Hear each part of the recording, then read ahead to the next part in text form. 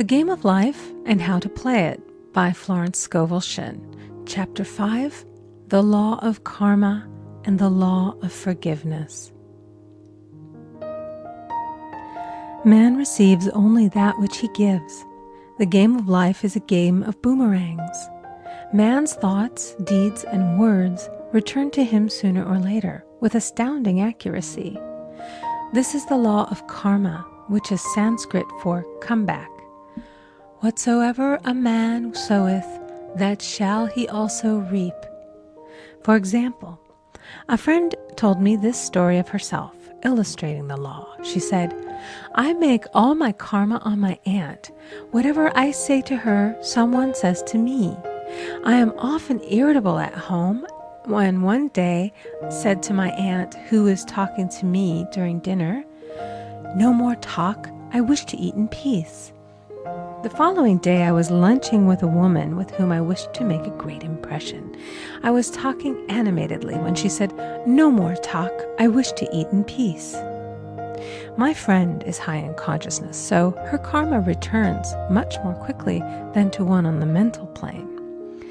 The more man knows, the more he is responsible for, and a person with a knowledge of spiritual law, which he does not practice, suffers greatly in consequence. The fear of the Lord, law, is the beginning of wisdom. If we read the word Lord, law, it will make many passages in the Bible much clearer. Vengeance is mine, I will repay, saith the Lord, law.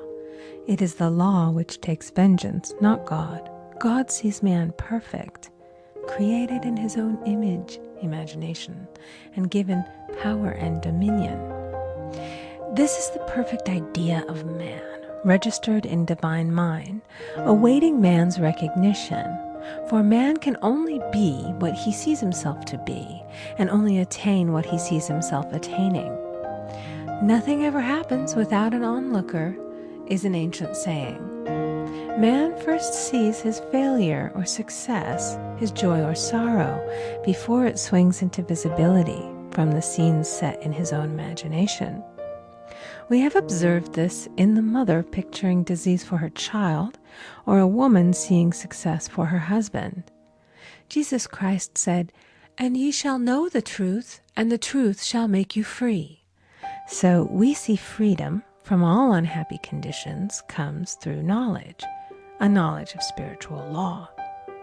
Obedience precedes authority, and the law obeys man when he obeys the law. The law of electricity must be obeyed before it becomes man's servant. When handled ignorantly, it becomes man's deadly foe. So with the laws of mind. For example, a woman with a strong personal will wished she owned a house which belonged to an acquaintance, and she often made mental pictures of herself living in the house. In the course of time, the man died, and she moved into the house. Several years afterwards, coming into the knowledge of spiritual law, she said to me, "Do you think I had anything to do with that man's death?" I replied, "Yes, your desire was so strong, everything made way for it. But you paid your karmic debt. Your husband, whom you loved devotedly, died soon after, and the house was a white elephant on your hands for many years." The original owner, however, could not have been affected by her thoughts had he been positive in the truth, nor her husband, but they were both under karmic law. The woman should have said, feeling the great desire for the house, "Infinite intelligence, give me the right house, equally as charming as this, the house which is mine by divine right." The divine selection would have given perfect satisfaction and brought good to all. The divine pattern is the only safe pattern to work by. Desire is a tremendous force and must be directed in the right channels, or chaos ensues. In demonstrating, the most important step is the first step, to ask aright. Man should always demand only that which is his by divine right. To go back to the illustration, had the woman taken this attitude, "If this house I desire is mine, I cannot lose it. If it is not, give me its equivalent. The man might have decided to move out harmoniously had it been the divine selection for her, or another house would have been substituted. Anything forced into manifestation through personal will is always ill-got and has ever bad success.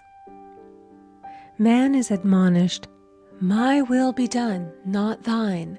And the curious thing is, man always gets just what he desires when he does relinquish all personal will, thereby enabling infinite intelligence to work through him. Stand ye still and see the salvation of the Lord. Law. For example, a woman came to me in great distress. Her daughter had determined to take a very hazardous trip, and the mother was filled with fear. She said she had used every argument, had pointed out the dangers to be encountered, had forbidden her to go, but the daughter became more and more rebellious and determined. I said to the mother, "You are forcing your personal will upon your daughter, which you have no right to do, and your fear of the trip is only attracting it, for man attracts what he fears." I added, "Let go and take your mental hands off. Put it in God's hands and use this statement. I put this situation in the hands of infinite love and wisdom. If this trip is the divine plan, I bless it and no longer resist. But if it is not divinely planned, I give thanks that it is now dissolved and dissipated." A day or two after that, her daughter said to her, "Mother, I have given up the trip," and the situation returned to its native nothingness. It is learning to stand still which seems so difficult for man. I will deal more fully with this law in the chapter on non-resistance. I will give another example of sowing and reaping, which came in the most curious way. A woman came to me saying she had received a counterfeit $20 bill given to her at the bank. She was much disturbed, for, she said, "The people at the bank will never acknowledge their mistake." I replied, "Let us analyze the situation and find out why you attracted it." She thought a few moments and exclaimed, "I know it. I sent a friend a lot of stage money just for a joke." So the law had sent her some stage money, for it doesn't know anything about jokes. I said, "Now we will call on the law of forgiveness and neutralize the situation." Christianity is founded upon the law of forgiveness. Christ has redeemed us from the curse of the karmic law, and the Christ within each man is his redeemer and salvation from all inharmonious conditions. So I said, "Infinite Spirit, we call on the law of forgiveness and give thanks that she is under grace and not under law, and cannot lose this $20, which is hers by divine right." Now, I said, go back to the bank and tell them, fearlessly, that it was given you there by mistake. She obeyed, and to her surprise, they apologized and gave her another bill, treating her most courteously. So knowledge of the law gives man power to rub out his mistakes. Man cannot force the external to be what he is not. If he desires riches, he must be rich first in consciousness. For example, a woman came to me asking treatment for prosperity. She did not take much interest in her household affairs, and her home was in great disorder. I said to her, "If you wish to be rich, you must be orderly. All men with great wealth are orderly, and order is heaven's first law." I added, "You will never become rich with a burnt match in the pincushion." She had a good sense of humor and commenced immediately putting her house in order. She rearranged furniture, straightened out her bureau drawers, cleaned rugs, and soon made a big financial demonstration, a gift from a relative. The woman herself became made over and keeps herself keyed up financially by being ever watchful of the external and expecting prosperity, knowing God is her supply. Many people are in ignorance of the fact that gifts and things are investments, and that hoarding and saving invariably lead to loss. There is that scattereth, and yet increaseth. There is that withholdeth more than is meet, but it tendeth to poverty. For example, I knew a man who wanted to buy a fur-lined overcoat. He and his wife went to various shops, but there was none he wanted.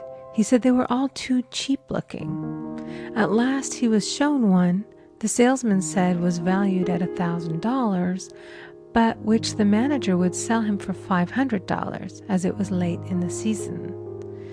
His financial possessions amounted to about $700. The reasoning mind would have said, "You can't afford to spend nearly all you have on a coat." But he was very intuitive and never reasoned. He turned to his wife and said, "If I get this coat, I'll make a ton of money." So his wife consented, weakly. About a month later, he received a $10,000 commission. The coat made him feel so rich, it linked him with success and prosperity. Without the coat, he would not have received the commission. It was an investment, paying large dividends. If man ignores these leadings to spend or to give, the same amount of money will go in an uninteresting or unhappy way. For example, a woman told me on Thanksgiving Day she informed her family that they could not afford a Thanksgiving dinner. She had the money, but decided to save it. A few days later, someone entered her room and took from the bureau drawer the exact amount the dinner would have cost. The law always stands back of the man who spends fearlessly with wisdom. For example, one of my students was shopping with her little nephew. The child clamored for a toy, which she told him she could not afford to buy. She realized suddenly that she was seeking lack and not recognizing God as her supply. So she bought the toy and on her way home, picked up in the street the exact amount of money she had paid for it. Man's supply is inexhaustible and unfailing when fully trusted, but faith or trust must precede the demonstration. According to your faith, be it unto you. Faith is the substance of things hoped for and the evidence of things not seen. For faith holds the vision steady, and the adverse pictures are dissolved and dissipated, and in due season we shall reap, if we faint not. Jesus Christ brought the good news, the gospel, that there was a higher law than the law of karma, and that law transcends the law of karma. It is the law of grace or forgiveness. It is the law which frees man from the law of cause and effect, the law of consequence. Under grace, not under law. We are told that on this plane, man reaps where he has not sown. The gifts of God are simply poured out upon him. All that the kingdom affords is his. This continued state of bliss awaits the man who has overcome the race or world thought. In the world thought there is tribulation, but as Jesus Christ said, "Be of good cheer, I have overcome the world." The world thought is that of sin, sickness, and death. He saw their absolute unreality and said, "Sickness and sorrow shall pass away, and death itself, the last enemy, be overcome." We now know, from a scientific standpoint, that death could be overcome by stamping the subconscious mind with the conviction of eternal youth and eternal life. The subconscious, being simply power without direction, carries out orders without questioning. Working under the direction of the superconscious, the Christ or God within man, the resurrection of the body would be accomplished. Man would no longer throw off his body in death. It would be transformed into the body electric, sung by Walt Whitman, for Christianity is founded upon the forgiveness of sins and an empty tomb.